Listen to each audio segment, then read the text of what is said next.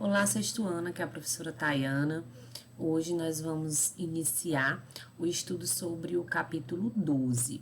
O capítulo 12, ele trata sobre o fim do Império Romano e a transformação da qual a Europa passou.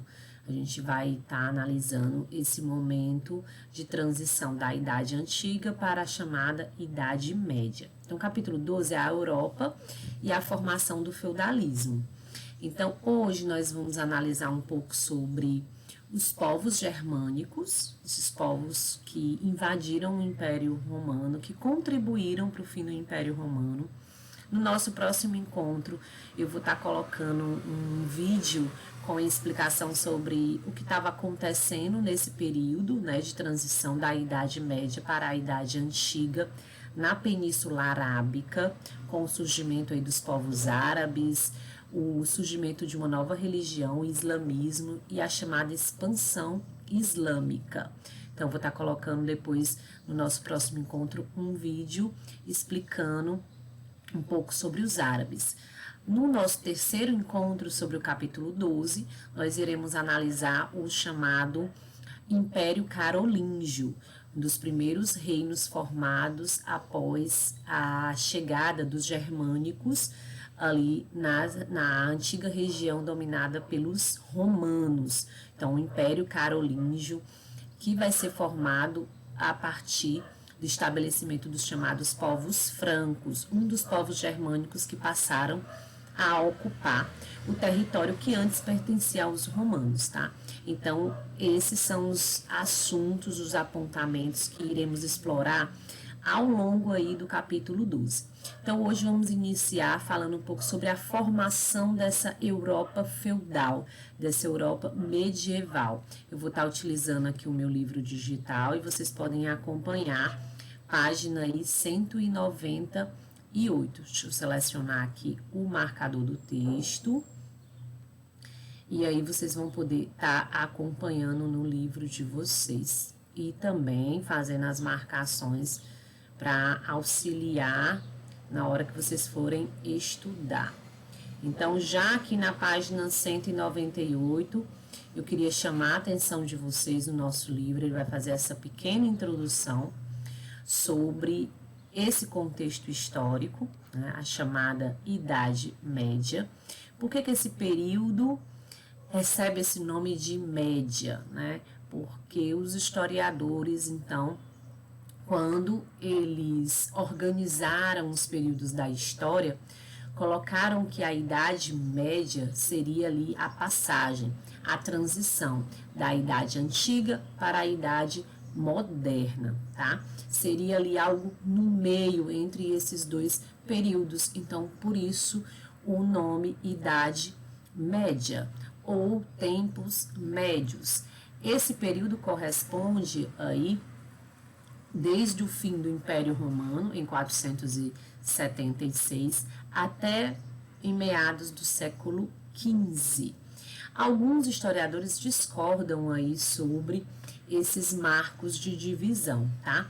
Nesse capítulo, a gente vai poder analisar tanto a Europa, nesse contexto, a formação da Europa, nesse contexto da chamada Idade Média, como vocês também vão perceber que em outras regiões, como na Ásia, na África, os povos, né, as outras civilizações, as outras regiões vão estar passando por processos bem distintos.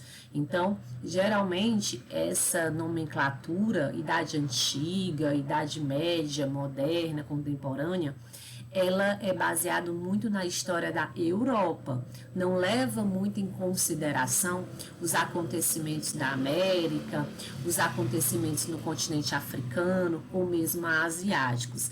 Então, essa nomenclatura é muito baseada na história europeia, tá? Logo aqui na página 199, o ponto 1, Idade Média, ele vai novamente, né, trabalhar com o conceito, o termo Idade Média. E como eu falei para vocês, esse termo ele é realmente utilizado para designar todos os eventos que ocorreram na chamada Europa Ocidental. aonde estava localizado o Império Romano do Ocidente, tá? Então, quando a gente utiliza esse termo Idade Média, nós estaremos nos referindo aos eventos ocorridos ao longo da história no continente europeu, tá? Então, essa é a primeira observação importante que a gente traz aí no capítulo 12. Enquanto isso, nesse período, na América, a gente vai estar aí analisando o que estava acontecendo na América nesse período. Em outros momentos a gente vai estudar sobre isso. Estavam se organizando os povos incas, astecas, na África estava se desenvolvendo aí, né? Estavam se consolidando grandes reinos como de Ganda, o reino de Gana, o reino de Mali. Na Ásia, grandes civilizações já haviam se estabelecido e já estavam aí no seu auge, como a China, a Índia e por aí vai. Então lembrem-se, né? Todos os acontecimentos que envolvem o chamado período medieval, quando nos referimos a ele, nós estamos nos referindo a todos os eventos que ocorreram na chamada Europa Ocidental, tá? Nós iremos levar em consideração os acontecimentos no continente europeu. E aí, ainda na página 199, ele traz aí as transformações dos tempos medievais. O segundo ponto importante é saber que o período da Idade Média é dividido em duas fases. Nós vamos ter a Alta Idade Média e a Baixa Idade Média. O que é que os séculos que compreendem aí a Alta Idade Média, os séculos 15 a 10, e a Baixa Idade Média está compreendida entre o século 11 e 14. O que caracteriza a chamada Alta Idade Média? Vai ser aí a formação das grandes propriedades agrícolas, os chamados feudos, tá? Os feudos, o feudo vai ser a grande unidade territorial. O que vai estar acontecendo com as invasões germânicas ao território do Império Romano? As cidades romanas, né, elas começam a ser alvos dos saques dos germânicos, as pessoas começam a ter medo, as pessoas começam a fugir, a abandonar essas cidades e começam a migrar para o campo.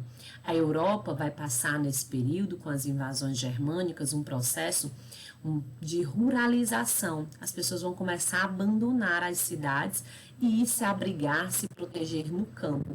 E é isso que vai dar início ao chamado processo aí de formação da Europa medieval.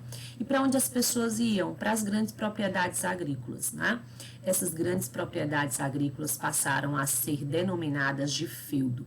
O feudo vai ser o grande coração da chamada Europa medieval.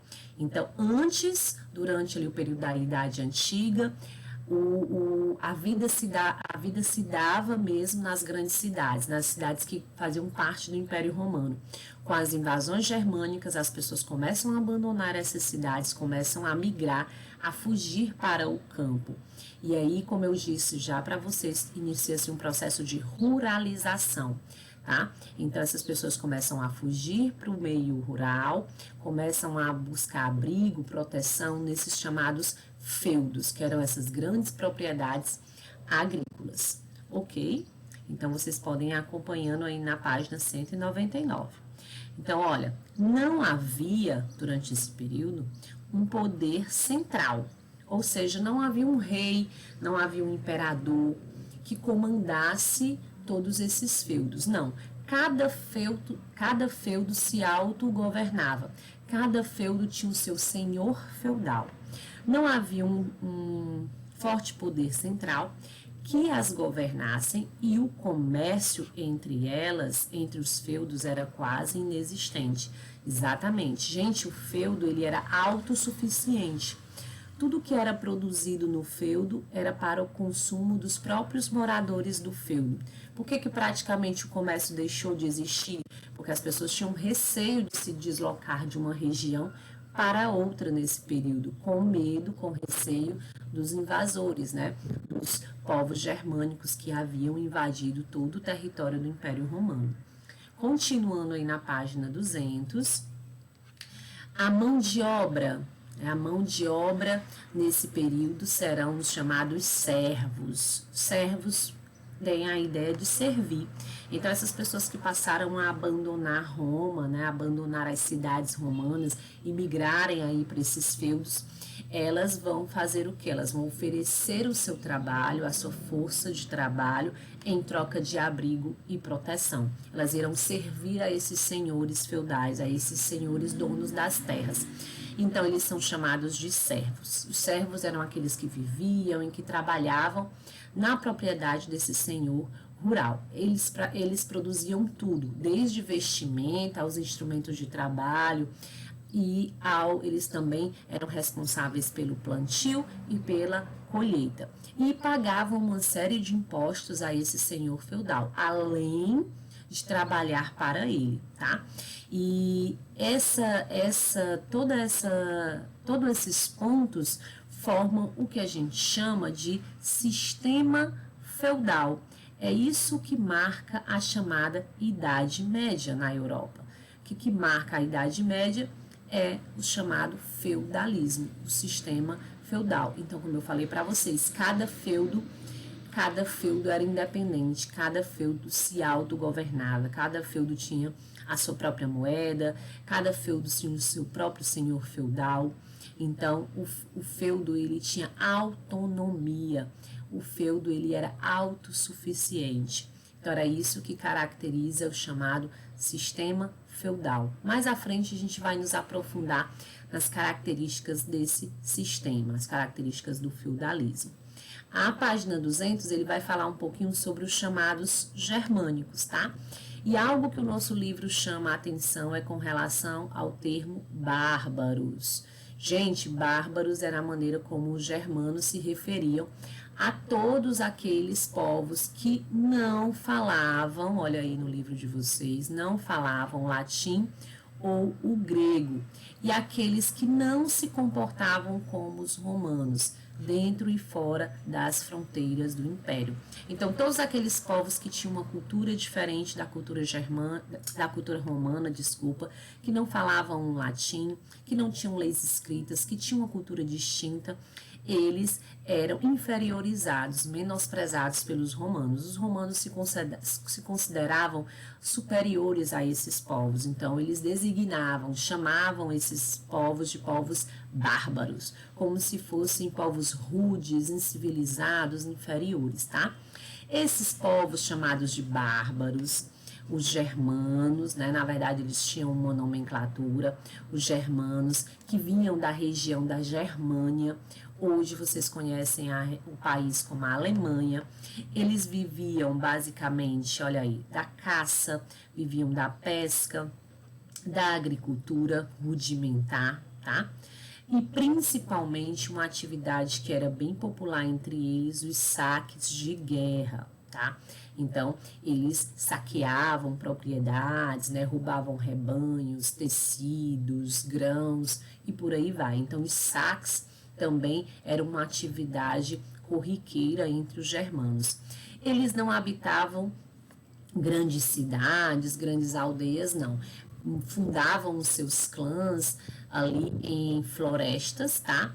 Eles, apesar de que, como destaca aí, alguns eram nômades, não tinham moradia fixa, mas eles se estabeleciam propriamente ali nas áreas florestais.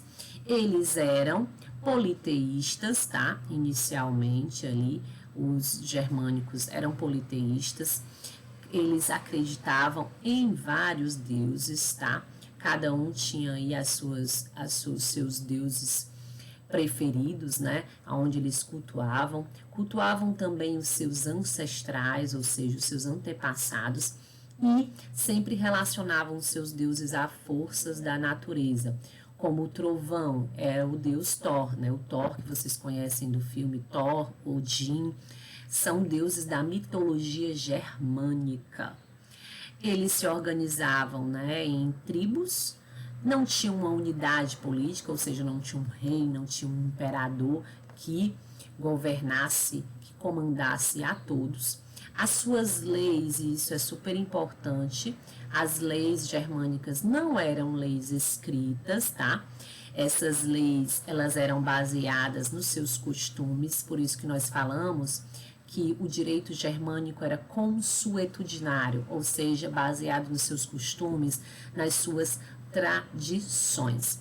E uma dessas tradições eram os chamados comitatos, grupos de jovens guerreiros, tá, que juravam aí lealdade ao seu chefe militar, juravam defender o seu chefe até mesmo com a sua própria vida. Então eles eram grandes guerreiros. O treinamento militar se iniciava muito jovem.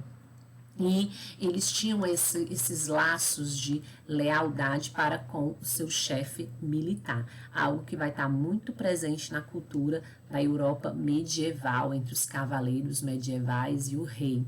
Mais à frente vamos falar sobre isso. Alguns dos povos aí, né, que eram considerados bárbaros pelos romanos, que acabaram aí contribuindo para o fim do Império Romano e foram se estabelecendo ao longo do período da Idade Média na Europa. Nós vamos ter os chamados tártaros mongóis, que vêm ali de origem asiática, deles descendiam os chamados hunos e também os povos turcos. Temos também os povos de origem eslava, que eram ali da região da Europa Oriental e também da parte da Ásia. Deram origem aos russos, os polacos, os tchecos, os sérvios, os bósnios e os búlgaros. E nós temos os germanos, olha aí, que foram responsáveis por grande parte das invasões ao Império Romano, né?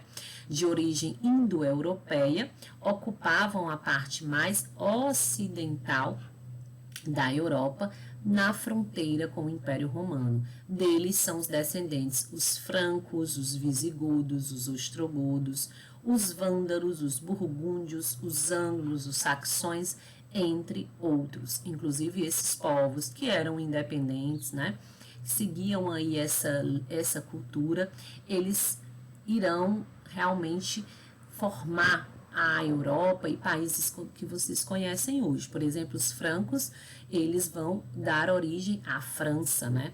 Os anglo-saxões vão dar origem aí à Grã-Bretanha e por aí vai. Continuando aí na página 200 do nosso livro, ele conclui aqui, olha, a partir do final do século V, os povos germânicos ocuparam boa parte do Império Romano do Ocidente. Essas migrações foram decisivas para a desintegração do poder de Roma, como você viu no capítulo anterior, e para o declínio das cidades europeias. Tá? Aquilo que eu pontuei, tá?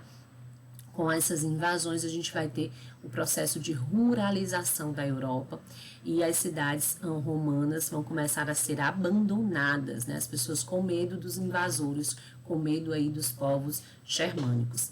Na página 201 tem um mapa bem interessante para vocês observarem as migrações germânicas do século V. E aí vocês conseguem observar através das linhas, né, as regiões onde esses povos eles passaram a invadir e a ocupar todo esse território que antes estava sob o comando, sob o comando, né, sob o poder do antigo Império Romano. Aqui na página 201, nós temos aqui a formação dos reinos germânicos. O esquema abaixo mostra como se deu a formação dos reinos germânicos durante a Idade Média. Então, a gente vai ter aí toda a cronologia, tá? Então, 476, cai o último imperador romano, crise política, falta de alimentos, alta de preços na arrecadação de impostos, saques e invasões. A gente vai ter a população das cidades migram para o campo, processo de ruralização, que eu já expliquei. Formação desses feudos, essas pessoas fogem para o campo, fogem para essas propriedades, os chamados feudos. Lembrem que o feudo vai se transformar na unidade principal da Idade Média, onde as pessoas passaram a viver, onde elas passaram a sobreviver. As cidades vão praticamente desaparecer, tá? Elas vão deixar de ter ligações umas com as outras, já que o comércio vai praticamente deixar de existir. A fundação de reinos bárbaros em diversos pontos da Europa. Na próxima aula a gente vai analisar um deles, o primeiro reino a se formar, que vai ser o Império Carolíngio. elementos da cultura romana, mais elementos da cultura germânica, se misturando aí, vai dar origem à cultura medieval. Então, a cultura medieval surge dessa união de elementos da cultura romana com a cultura germânica. Por exemplo, vai dar origem aí a línguas, o cristianismo vai se popularizar, os germânicos vão passar a adotar a religião cristã, buscando o apoio da igreja e por aí vai, tá? Na página 202, a gente tem os principais reinos germânicos, né? Para vocês conhecerem os reinos de maior destaque. Então, temos aqui o reino dos francos, que vai se estabelecer aí no norte da Itália, na região da Gália. Temos o reino dos anglo-saxões, vão formar os reinos da ilha da Grã-Bretanha. Temos também aqui o reino visigodo, que vai se formar na região da Península Ibérica, que vai dar origem a Portugal e Espanha. Os ostrogodos na região da Ravenna, no norte da Itália. E também temos o reino dos vândalos, que vão se estabelecer aí na região da Península Ibérica, como também no norte da África.